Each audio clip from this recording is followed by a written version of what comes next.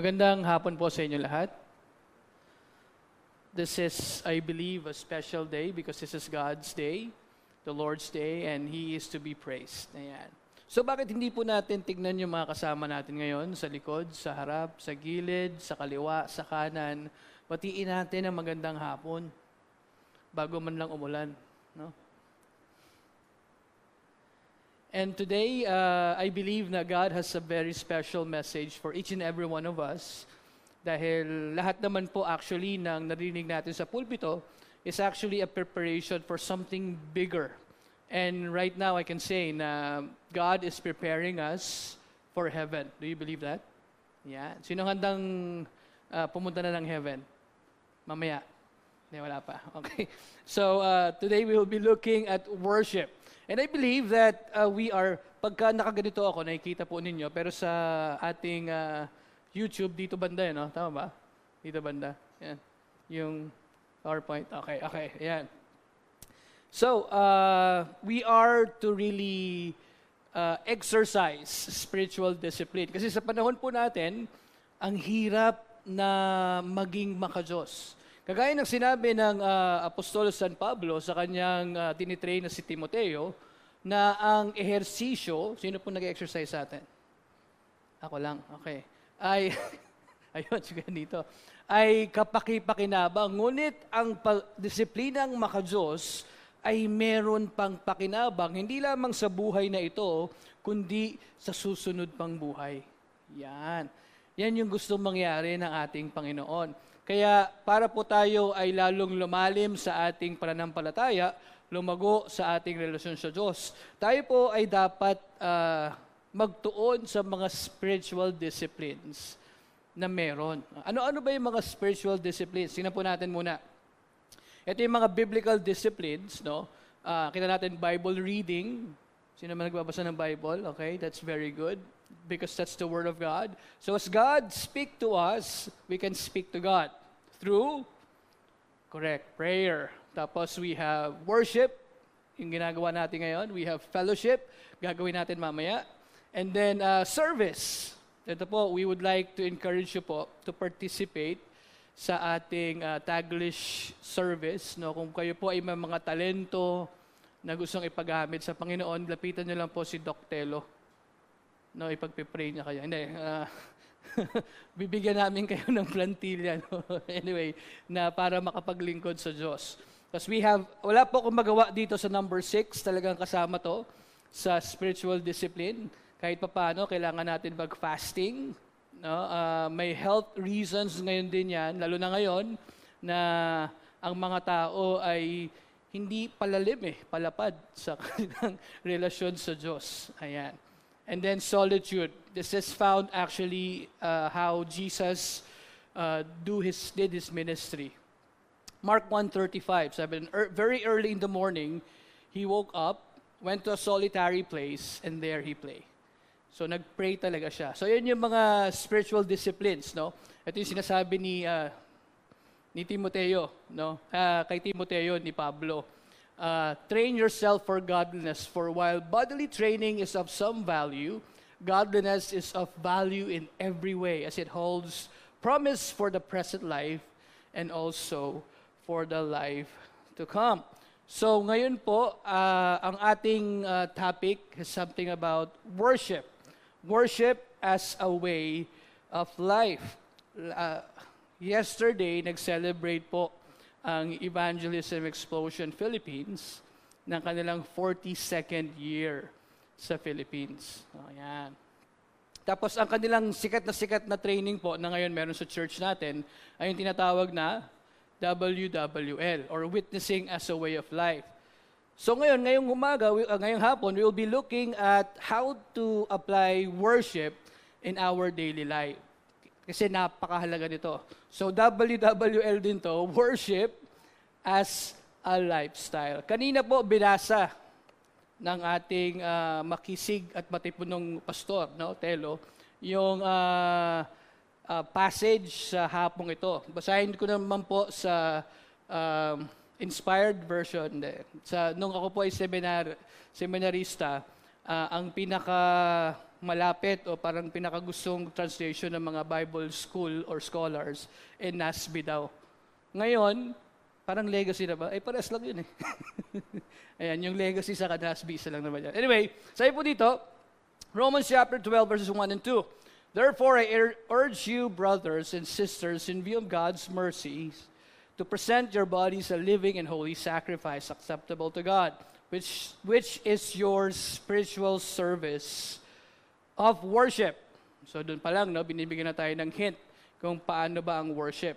And do not be conformed to this world, but be transformed by the renewing of your mind, so that you may prove what the will of God is, that which is good, acceptable, and perfect. So when we talk about worship, may mga mindset po about worshiping na parang ang tingin ng ebanghelikong iglesia, siguro kahit yung Katoliko, they treat worship as something that you need to do every Sunday. Parang ritual, kumbaga. Yung iba, they would enter and sing with us. Yung iba, tatambay lang sa labas. Yung iba, may sasawsawan ng tubig. Kung ano-ano pa. They somehow refer that as worship. But what is worship? Ano ba yung gustong sabihin ng Diyos when it comes to worship? Tingnan po natin yung worship. Ito po ay galing sa Old English na, ano pong basa dito? Tingin nyo. Tama, worship. Pinahirapan lang tayo, pero worship din yan.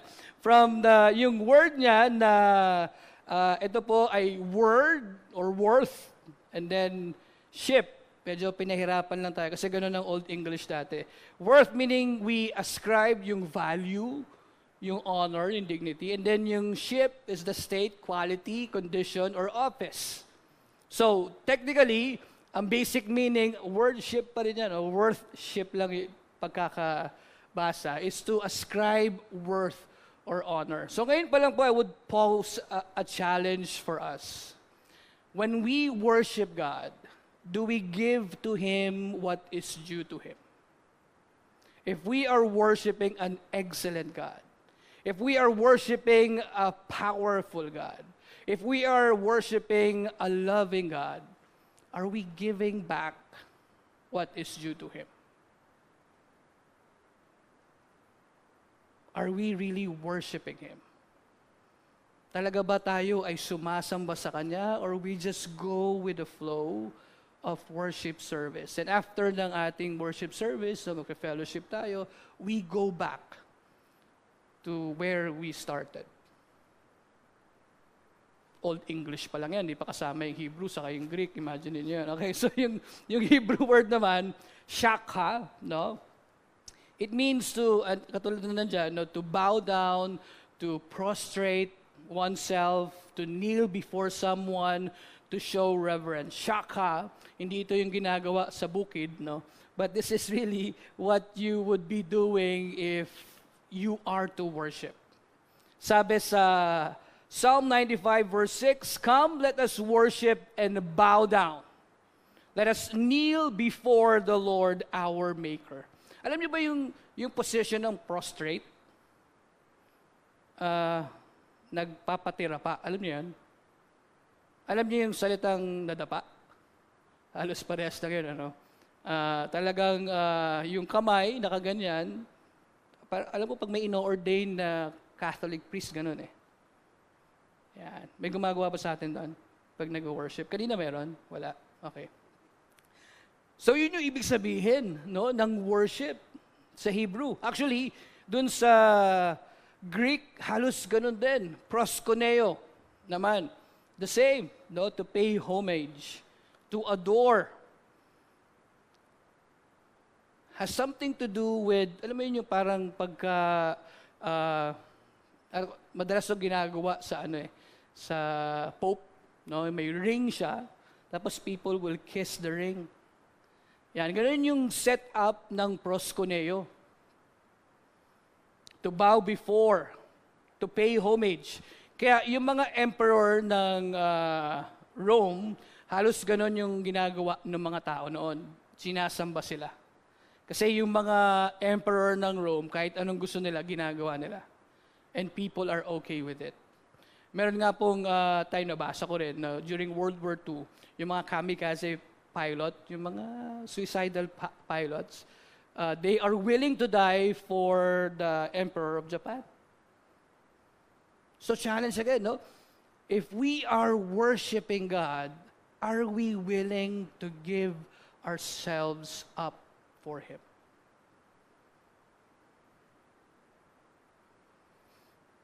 Ginamit ng proskuneo sa John chapter 4 verses 23 to 24. Ayun, naalala nyo, true worshipers will worship God in spirit and in truth.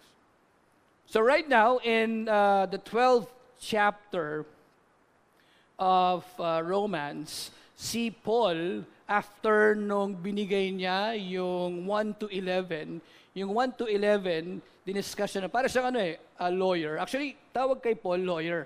Kasi he's good at law. Ayan. Tapos, in-establish niya yung kanyang argument from chapter 1 to chapter 11 kung ano yung ginawa ng Diyos para sa atin. And Paul wrote yung Book of Romans, hindi sa Rome, kundi sa Corinth, around AD 57. Tapos, ang mga recipient dito, mga Jews and Gentiles na humaharap sa samot-saring pagsubok sa buhay. And somehow, we can relate to that. Ako po naniniwala na bawat isa sa atin may iba't ibang hamon, no? May mga pagsubok sa buhay. But I want us to take notice yung gustong mangyari ng Apostol San Pablo. So ito na nga, nilatag niya, no? Pinaliwanag niya yung sin ng humanity, justification by faith. Dahil doon may peace tayo with God, reconciliation, sanctification. Dahil lahat ng yan according to God's sovereign grace. Now, Apostle Paul, pause, pag may therefore kasi sa mga sulat niya, may na-establish muna siyang idea. Tapos, ang therefore niya is actually a challenge. So what now? What are we to do? Yan. So parang so con yun or something like that. So ganun yung gustong mangyari ng Apostol San Pablo. What now? What should we do? At kung mapapansin nyo sa verses 1 and 2 ng chapter 12, it has something to do with worship. So our message idea is this. True worship is the daily offering of our whole lives to God. Daily. Dahil sa kanyang kabutihan. Dahil sa kanyang hapag. At ang tugon na ito ay nagreresulta sa isang buhay na binago ng kabanalan ng Diyos. So makatuwid, ay maging banal din. So ano yung gustong mangyari ng Apostol San Pablo na inspired ng banal na Espiritu during that time? So if you have your pens and ball pen, no, you can write it, wag sa Bible, kung saan man, or you have your notes, no, meron tayo sa cellphone, mga notes, you can take note with our points this afternoon. Anong gustong sabihin ng Apostol San Pablo? Point number 1, worship is a response to God's mercy. Ano sabi dyan? I urge you, brethren, by the mercies of God, in verse 1a. So, Paul does not command believers through fear. Kundi, kagaya na sinabi ko kanina, in-establish niya muna why we ought to worship God. Bakit kailangan nating sambahin ng Diyos? At dahil sa kanyang walang sawang pag-ibig, dahil sa kanyang pasensya, sa kanyang sakripisyo. So, tingnan ulit natin kung paano dinevelop ng Apostol San Pablo in logical order yung hanggang sa dumating sa Romans chapter 12. Ang gusto niyang mangyari, una, makita natin na may problema tayo. Tama. At alam naman natin na walang taong walang problema. Sabi nila, mawawala daw yung problema mo pag namatay ka. Oo, ibang tao naman yung problema nun, no? Pero hanggat, di ba, parang may hininga ka, may problema. But here, the Apostle Paul established na wala ni isa sa atin ang mabait. Wala ni isa sa atin yung nakaabot sa kaluwalhatian ng Diyos. Lahat tayo salbahe. Di ba? Romans 3:23. 6:23 din. Lahat tayo hindi umabot sa kanyang kaluwalhatian. Anong ginawa ng Diyos? He provided whom? Jesus. Sabi sa famous Romans chapter 5 verse 8, at yung nakakalala nun. And God demonstrated His love for us. How? While we were yet sinners, Christ died for us. Grabe, no? And because of that, nag-iba yung standing natin. We are justified by faith. Therefore, being justified by faith, we have peace with God through our Lord Jesus Christ. And with that, we have a different relationship. Kasi we are reconciled to God. Sino sa atin dito yung may matagal na naging kagalit, tapos recently nagbati na kayo? O kagalit mo pa rin? Di ba parang ang sarap ng feeling na yon? At usually yung mga ganun daw, sila yung nagiging mag-best friend pa. Kasi doon daw na susukat talaga yung character din. Pag nagkaroon pa ng conflict, tapos naayos nila. So they are really BFF from now on. So ganun din, yun nangyari sa atin. We have a ruined relationship with God because of sin. But because of Christ, we are now reconciled to God. And because of that, we have new family. God has adopted us as His sons and daughter. At dahil doon, we have new life. Ganun yun eh, pag nag-a-adapt ka, may new life, new family. At yung pinakamaganda and favorite ko rin, sa Romans chapter 8, we have assurance that nothing can separate us from the love of God. In fact, in verse 31, if I'm not mistaken, or 29, sabi doon, if God is with us, who can be against us? Di ba ang sarap nun kung galing sa Diyos? Di ba? Parang anak, imaginein mo, no, kung meron kang if I am for you, who can be against you? Meaning, sinasabi ng Diyos na parang walang makapananaig sa'yo dahil nasa akin ka and you are safe with me. And that's a very divine, powerful assurance for us. And after Paul explaining those things, sabi niya, what should we do then? Sabi niya, worship. Worship God. Alam mo yung maganda sa Diyos, hindi yung katulad ng ginagawa ng ibang mga relihiyon. For you to be able to have the favor of God, you have to exert effort, di ba? Kailangan kong gawin to, kailangan kong gawin yan, kailangan kong dumaan sa ganito, kailangan kong dumaan sa ganyan, kailangan kong magpakagutom, no? Para ma-earn ko yung favor ng Diyos. Pero ang ating Panginoon at Panginoon ng Biblia kakaiba.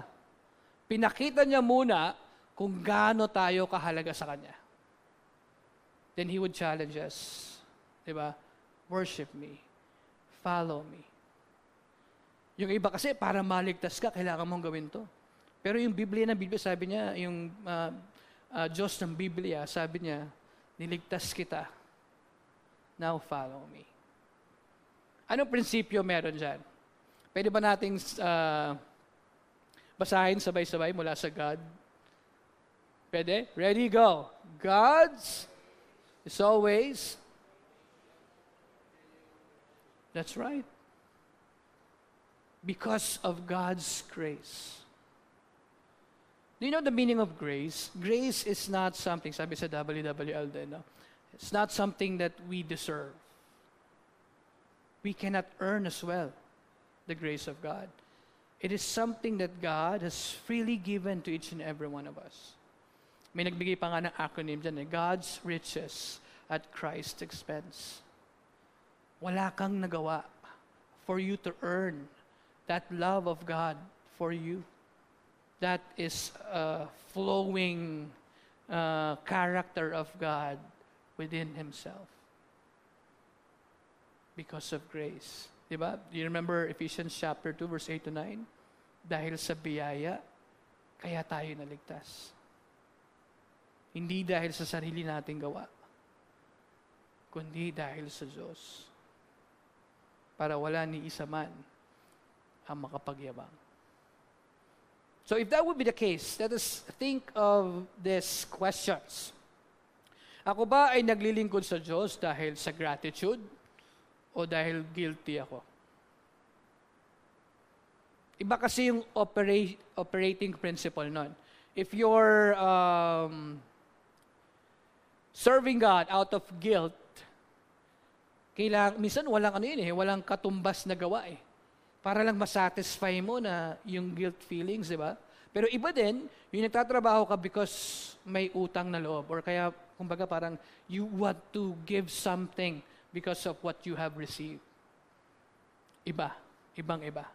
Yung mga nagsaserve ng may guilt, madalas nakasimangot. Yung nagsaserve through gratitude, malamang nakangiti yan. Tingnan mo yung katabi mo ngayon. Okay, so, question number 2. Do I remember God's mercy every day? Kasi maniwalat kayo sa hindi, laging may habag ang Diyos. Every day. Pinatunayan niya na yan, dati pa. And lastly, am I worshiping God because of that grace na na-receive ko? O dahil may ibang bagay? The more we understand God's mercy, the more naturally we will worship Him. Kailangan maintindihan natin yun. Yung habag, yung biyaya ng Diyos, para siya yung magiging fuel mo to really worship God. Nakakatuwa po dahil medyo marami tayo ngayon. At nung dumating po ako, may mga sumulubong sa akin. Sabi namin, akala namin hindi ka na darating. So, buti na lang at dumating po ako. Galing din po ako sa isang meeting yan. Alam naman ni Pastor Telo, kaya si Pastor Telo cool lang Alam niya yung pinanggagalingan ko at maganda niya, kahit hindi ako dumating, kaya niya. Yan yung kagandahan kay Pastor Telo. No, joke lang. So, ano ang ating response upon knowing that we are the recipient of God's grace? Na hindi tayo karapat-dapat sa kapatawaran, pero hindi lang kapatawaran ang binigay ng Diyos sa atin. Bagong identity, bagong pamilya, bagong pag-asa. We don't really deserve grace. But God has given us that grace. Point number 2. Anong pwedeng mangyari? Worship requires total surrender. Yung ginamit po dyan na word na present, dito sa ating verse, present your bodies as a living sacrifice, holy and acceptable to God. Ang ginamit po dyan, paristemi, means to place at someone's disposal. So pwede nang sabihin regalo siya, present, or present. Actually, it is a language of complete dedication. Kumbaga, binibigay natin ulit yung ating mga sarili sa Diyos. At hindi na tayo yung magde-decide para sa mga sarili natin, kundi ang Diyos. Nung Old Testament kasi, ang imagery ng sacrifice, yung mga animals na unblemished. Kasi nga, when you worship God, you give to Him what is due to Him. Diba? Yung mga propeta of old, may mga hugot pa nga yan Ba't ka mag-o-offer ng tupa na pilay? No? Sa Diyos mo ibibigay yan. Dapat yung the best. Dapat yung unblemished. At ang gagawin dyan, ilalagay siya sa altar para patayin. At yung dugo niya, is-sprinkle dun sa place ng holies of holies. Because that offering is entirely for God. Pero notice, kakaiba ngayon dito, sabi, offer your bodies as what? Living sacrifice. Because yung ultimate sacrifice was done by Christ, the unblemished one, the perfect one. What did He do? He died for us. Yun na nga yung Romans 5:8. While we were yet sinners, God demonstrated His love for us by Jesus dying on the cross. May mga paintings ako na kita rin, yung parang dialogue ng isang Christian kay Jesus. Sabi ng Christian, Lord, gaano mo ako kamahal? Tapos sabi dun sa painting, Jesus outstretched His arms and died. Sobrang galit na ang Diyos sa kasalanan, namatay siya para doon. And that's a mind-blowing sacrifice. Now, if Christ died for us once and for all, ano dapat ang tugon o response natin doon? We should be living our lives for Christ. Minsan, parang madali pa yung mamatay para kay Kristo. Di ba? May mga taong ganyan eh. They would say na, I'm willing to die for Christ. Well, sometimes I agree. Pero na-realize ko, mas mahirap pala yung living for Christ. Sabi ng hymn, living for Jesus, a life that is true. Struggling to please Him in all that I do. And that's actually a struggle. That's a struggle. Ang hirap po mamuhay para kay Kristo. And I believe most of us knows it. It's very hard to live for Jesus. Kaya nga you must deny yourself. Present your bodies as living sacrifice, holy and acceptable to God.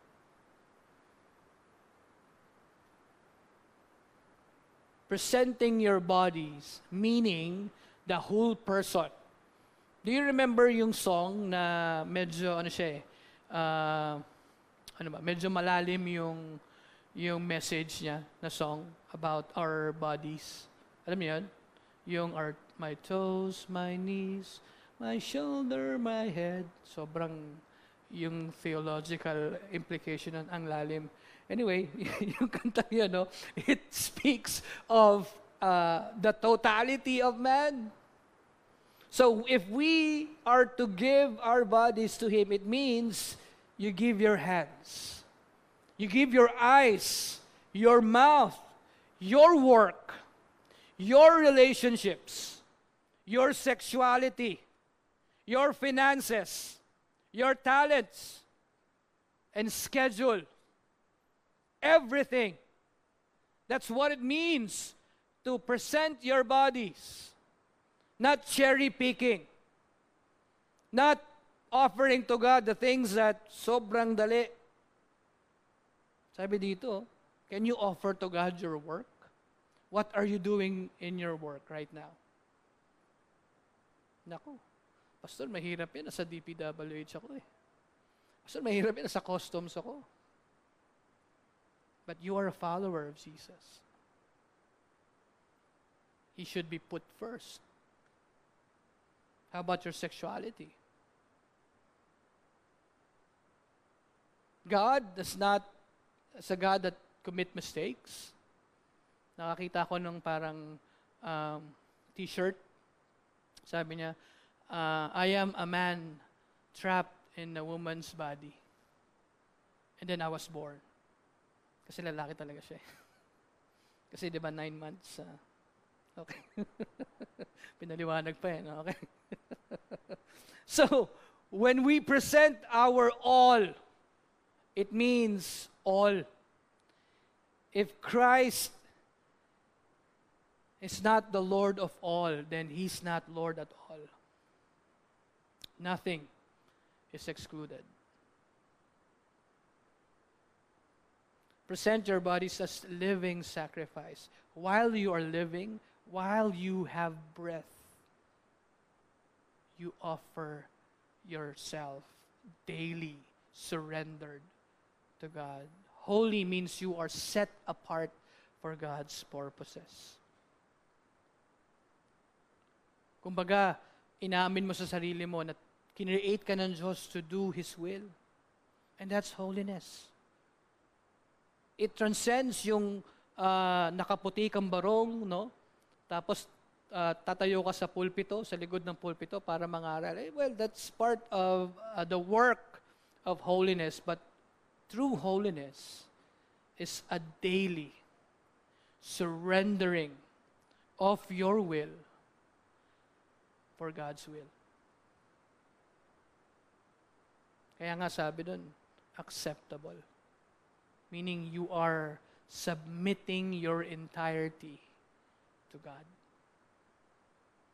Submitting. Anong principle natin dito? Basahin nga natin sabay-sabay ulit. 1, 2, 3, go. True worship is offering every area of your life to God. God never wanted empty rituals. He wanted surrendered hearts. We can be present here every Sunday, filling the Taglish service. Pero kung tayo uuwi after this, after our fellowship, with unchanged hearts, we are defeating the purpose. We are not really worshiping. Because that's not what worship is all about.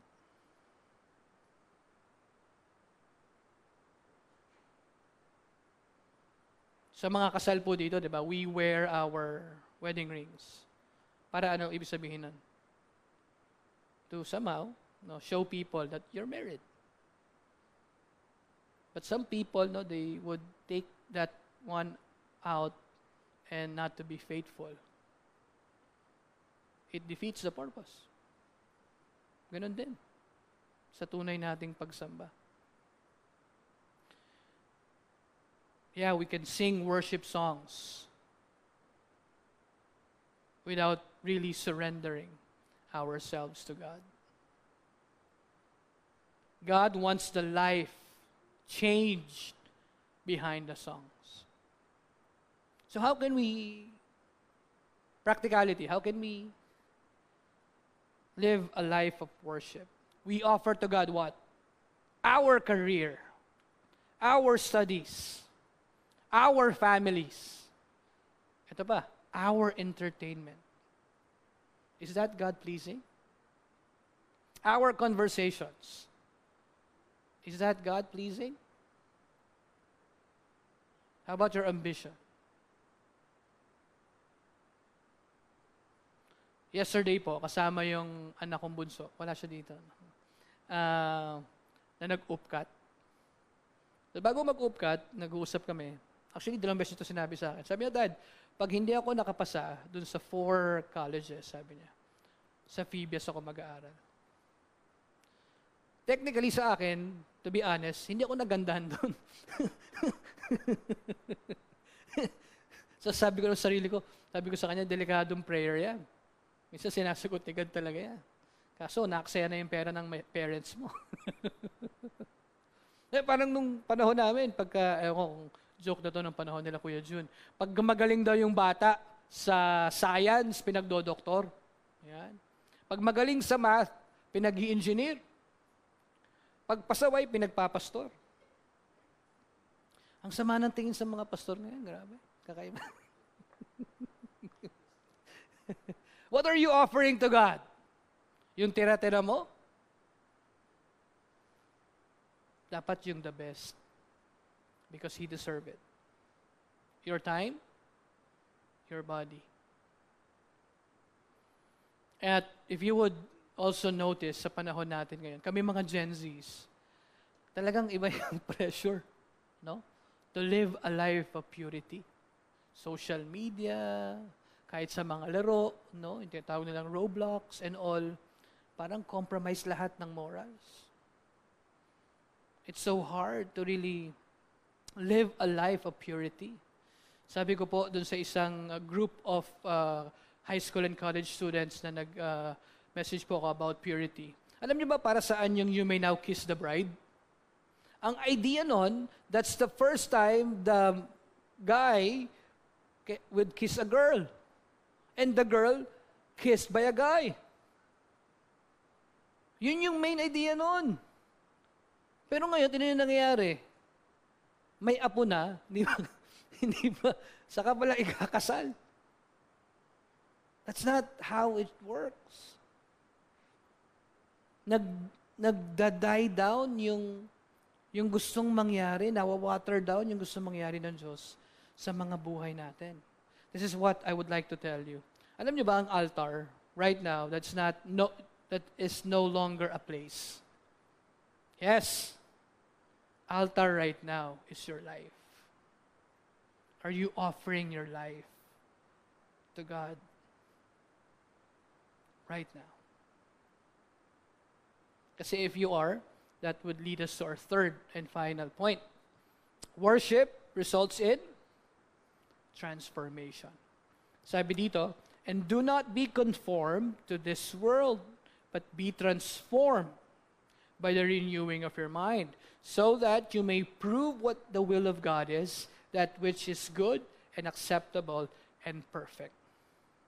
So here, nagkaroon ng comparison si Apostle Paul, a life that belongs to God and a life that don't want to belong to God. But here, he used the word conform. In Greek, it means to be molded according to an outward pattern. Dati, naisip ko dyan, pagka, di ba, yung mga ice candy, sino nakaabot ng ice candy? Narinig ko lang yan eh. Hindi ko talaga na abutan. Yung, di ba, parang minsan may mga korte pa yan, o kaya may mga canister, lalagyanan na parang papatingas yun, tapos magiging gano'n na, parang lollipop, parang ice something, no? Pero alam niyo ba, ngayon, may mga prutas na pwede mong i-shape. Bata pa lang sila, inuhulma na. So pag nag-ripen, nakakita nga ako ng pakwan na teddy bear ang shape. Galing, pero mahal yun. So ibig sabihin ng conform, to be molded according to an outward pattern. Alam nyo, if God wanted for us to conform according to His Son Jesus, ang mundo meron din. At maniwala kayo sa hindi, parati kong kinukumpara to. Alam nyo ba, walang demonyong tamad?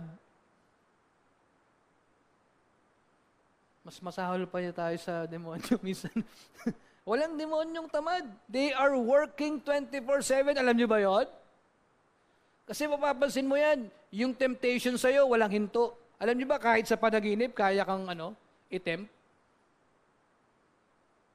Kaya nga we need to really shield our minds with prayer. Kasi kayang pasukin ng kaaway yan. At dahil doon, yung kultura ngayon, social media, peer pressure, values, materialism, moral compromise, grabe yung pressure sa mga tao. Sa panahon natin, parang yung paggawa ng tama, mali na. Napansin niyo yun? No? Ngayon, hirap na hirap ng makapag-define ng babae at lalaki. Buti sa Pilipinas, hindi pa nangyayari yung mga ganyang klase, no? Imaginein mo yun. We are really having this culture, na debased culture. Grabe talaga yung panlilinlang ng kaaway sa atin. So the Apostle Paul is telling us, stop allowing the world to shape you. Even sa churches. You know, our responsibility, our task, is to influence the world. Alam niyo ba yun? To somehow, people will see us, makita tayo na may kabanalan para mahawa sila. Pero right now, the church is on a different path. Parang mas mataas pa o mas malakas pa yung pressure ng kamunduhan sa loob mismo ng church. And we need to wake up. We need to carry our torches. Be the salt, be the light of our communities, of our families.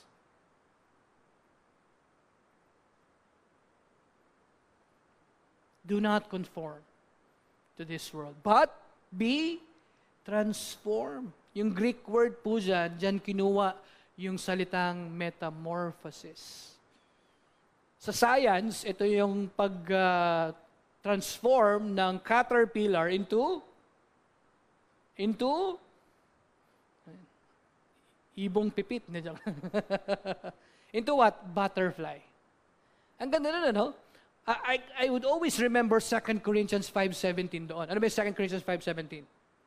If anyone is in Christ, he is what? A new creation. Behold, the old has gone. Wala na ang luma. Ano sabi? Lahat bago na. Ako po, nung maliit pa ako, ang tingin ko sa caterpillar, ano ba Tagalog niyan? Higad. Yan, no? Pag nakakita ka ng higad, ewan ko yung iba sa atin siguro, parang nangangati na, di ba? Nakakita ka na ng higad, nangangati ka na sa liig, parang ganyan, no? At sobrang parang, no, hindi naman nakakadiri. Ako nga minsan, natatakot ako sa caterpillar, eh. Kasi feeling ko, pag nadikit sa akin, kakatihin talaga ako. Parang may mga konting venom siya or something na, no, sting. Pero walang nagkokolekta ng caterpillar. Meron ba? Ikilala kayo? Nagkokolekta ng caterpillar? Wala. Anong kinokolekta? Butterflies. Wala nang trace ng caterpillar sa butterfly. Tama? Wala na. Ang ganda-ganda ng butterfly, eh. So that's kind of transformation that God wants to put in us. Hindi siya behavior modification. There is this spiritual renovation. Hindi nga alam kung renovation, but somehow really putting the old gone and putting up a new one. Be transformed. How? By the renewing of the mind. Yung Greek word naman na ginamit dito, parang parehas ng repentance. Metanoia, you change your mind. And God uses certain elements for us to renew our minds. Hulaan nyo kung ano-ano to. Anong una? Tingin nyo. Correct. Scripture. Galing nyo, ha? Pangalawa, ano? Correct na naman. Prayer. God is sending, diba, yun naman yung pangako niya, I will be sending my paraclete, kumbaga, no? My guide. Sa Holy Spirit. We have also biblical fellowship. At yung isa sa mga gustong mangyari ng ating Panginoon is that we obey everything that Jesus has commanded us. As our minds change, our desire changes as well. Alam niyo yun? Kaya nga sabi, mindset lang yan, eh. As desire change, so is our lives. A transformed mind increasingly recognizes what pleases God. So anong principle natin? Baka pa natin basahin ulit. Ready, go. Worship. Yan. Kanina lang may discussion kami dun sa group chat namin regarding sa kanta. Pero hindi ko na sasabihin sa inyo. Next time na lang yan. Pero it goes beyond the song that we sing. Kailangan nakikita yan sa ating mga buhay. Sabi nga nila, di ba, dapat hindi tayo thermometer Christian, kundi mga thermostat Christians. Ano pagkakaiba nun? Thermometer, it merely reflects yung anong tawag dyan? Yung atmosphere, no? Pero yung thermostat, ano yan? Yan. Pag nainitan ka, no, adjust mo yung thermostat. We are called to influence the world, not simply reflect it. So sana, no, tayong mga tag-leisures ay maging thermostat Christians. We are there to change our surroundings. Because transformation enables believers to bring God's presence into every sphere of life. That is our task. Kaya nga tayo, mga salt and light, hindi dahil maaalat tayo, kundi we are yung transformative element, no? Tayo nagpe-preserve ng kabanalan sa kung saan man tayo tinanim ng Diyos. So, we can ask these questions. What is shaping my thinking today? Alam niyo ba yung sa Facebook? Sino po may Facebook dito? Wala. Kasi IG ang gamit ko. Sabi kasi nung pinsan ko sa Paris, yung Facebook daw, pang matatanda. So, nag-switch ako sa IG. Okay. So, alam pati sa IG, merong mga reels, di ba? Tapos mapapansin mo dyan, Kung ano yung parati mo pinapanood, yun yung lalabas sa reels mo. Ano tawag doon?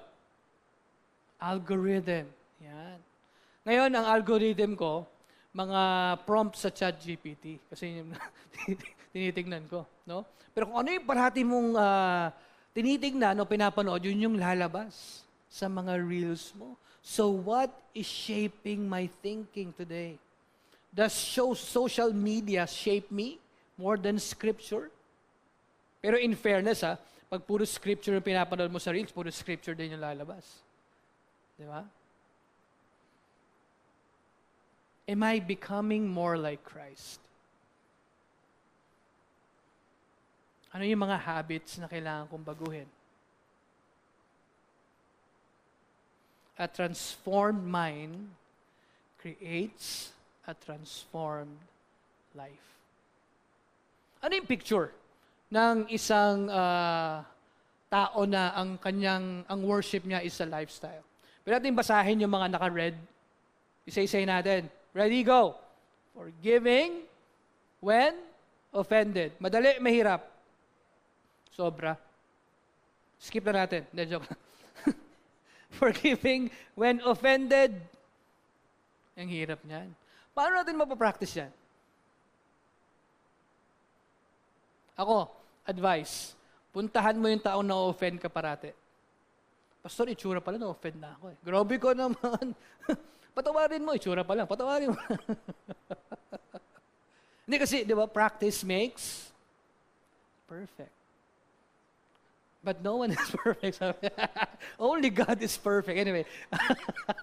Hindi. Practice makes perfect. Kailangan practicein din. Forgive. Second. Ready, go. Yan. Alam ko, karamihan sa atin, no, kaya yan. Serving without recognition. No? Naglilinis. Lagi na lang ako naglilinis dito. Ano ba? Third.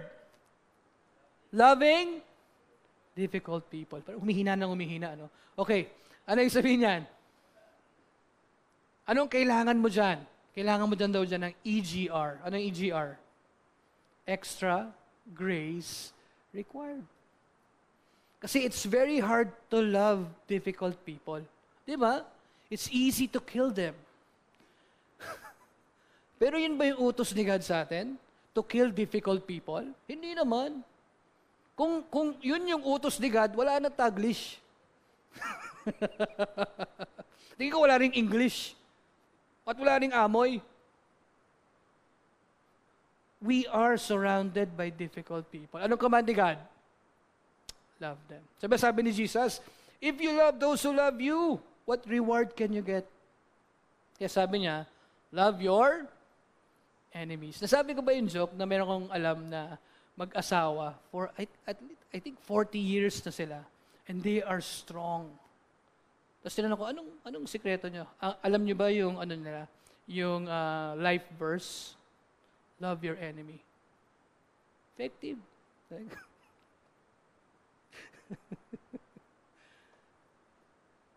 Work honestly. Hindi lang yan, meron pa. Ito, sa lahat ng mga anak, no, lalo yung maliliit pa, raise them by having the fear of the Lord. Sa mga young people, kahit sa mga may asawa, remain pure. Remain pure. Mahirap din kasi ito. Speak the truth in love. Yung iba kasi nag-speak lang ng truth kasi hodang sinong tamaan. Masaktan ka, bahala ka. But if you would speak the truth in love, that's the more biblical way. Ano pang sabi? Give generously. Give. Kasi nga, di ba, we are worshiping a God of excellence. A generous God.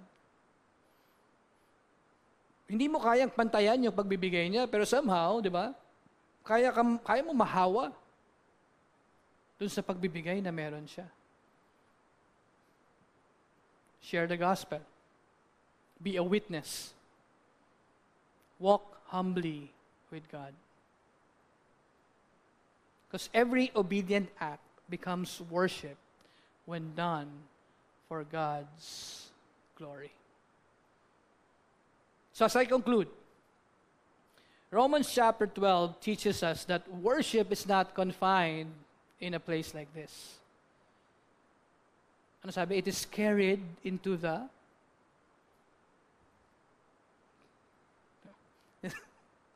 workplace. Sa workplace lang? Saan pa? Sa mga estudyante, saan? Classroom. Sa mga nanay, saan? Home. Sa mga tatay, saan? Ba't tayo ba'y namamalengke? Sorry, mali pala. Into every ordinary moment. Christian worship is not measured by the volume of our singing, but by the surrender of our living. Ang crucial po, hindi yung dami ng pumapasok sa isang worship service, kundi yung quality ng buhay paglabas niya.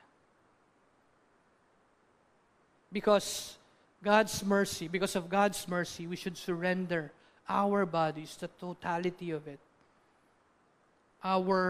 We need to reject worldly conformity, and we pursue spiritual transformation.